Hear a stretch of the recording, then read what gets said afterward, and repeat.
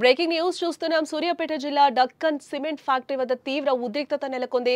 పోలీసులపై కర్రలు రాళ్లతో బీహార్ కార్మికులు దాడి చేశారు. ఒక్కసారిగా నిన్న డక్కన్ సిమెంట్ లో పనిచేస్తూ తీవ్రంగా ఒక కార్మికుడు గాయపడినట్లుగా తెలుస్తోంది. ఆసుపత్రిలో చికిత్స పొందుతూ కూడా మృతి చెందాడు. న్యాయం చేయాలంటూ కూడా కంపెనీ ఎదుట కార్మికులందరూ కూడా ఆందోళన చేస్తున్నారు. కార్మికులకు నచ్చజెప్పే ప్రయత్నం చేశారు పోలీసులు. దీంతో ఒక్కసారిగా కూడా పోలీసులపై దాడి జరిగింది. కార్మికుల దాడిలో పోలీసుల వాహనాలు కూడా 2 ధ్వంసమైనట్లుగా తెలుస్తోంది. సూర్యాపేట జిల్లా పాలకవీడు మండలం భవానీపురంలో గల దక్కన్ సిమెంట్ ఫ్యాక్టరీలో ఉద్రిక్తత నెలకొంది. ఫ్యాక్టరీలో బీహార్కు చెందిన కార్మికుడు పనిచేస్తున్న సమయంలో గాయపడడంతో అతను ఆసుపత్రికి తరలించారు.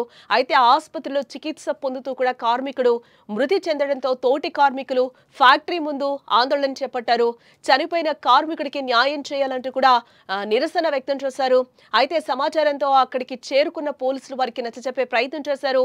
దీంతో పోలీసులపై ఒక్కసారిగా తిరగబడ్డారు బీహార్ కార్మికులు. వారిపై దాడి చేశారు. తిరిగి కర్రలు రాళ్లతో దాడి చేయడంతో స్థానికంగా అక్కడ ఉద్రిక్త వాతావరణం నెలకొన్నట్లుగా కూడా తెలుస్తుంది. మనం విజువల్లో కూడా చూడొచ్చు ఏ విధంగా అక్కడ రాళ్లు కర్రలన్నీ కూడా చెల్లచెదురుగా పడి ఉన్నాయో.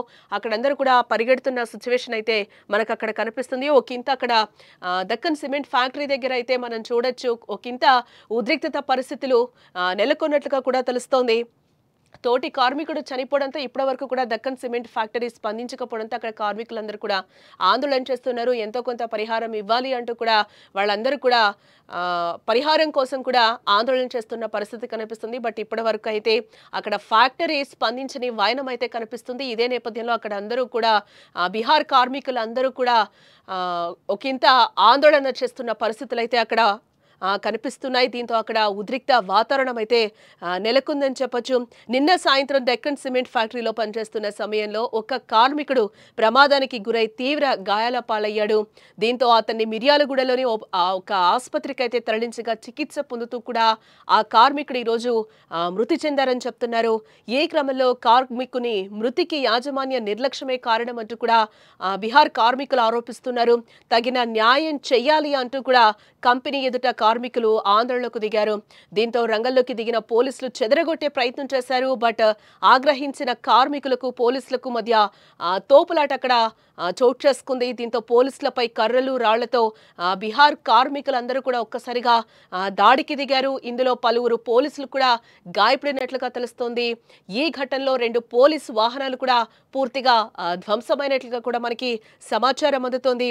ఈ దాడిలో 2 పోలీసులు అయితే గాయపడినట్లుగా మనకి తెలుస్తోంది. ఇప్పటి వరకు కూడా పలువురు కార్మికులు కూడా ఇందులో ఈ ఘటనలో గాయాలైనట్లుగా కూడా మనకి సమాచారం అందుతోంది. ఈ దాడికి సంబంధించిన వీడియో కూడా ప్రస్తుతం సోషల్ మీడియాలో వైరల్ గా మారిందని చెప్పుకోవచ్చు. కార్మికుల దాడిలో 2 పోలీసుల వాహనాలు పూర్తిగా ధ్వంసమయ్యాయి. ప్రస్తుతం దక్కన్ సిమెంట్ ఫ్యాక్టరీ సమీపంలో పరిస్థితి కొంచెం రణరంగంగా మారిందనేది కూడా తెలుస్తోంది.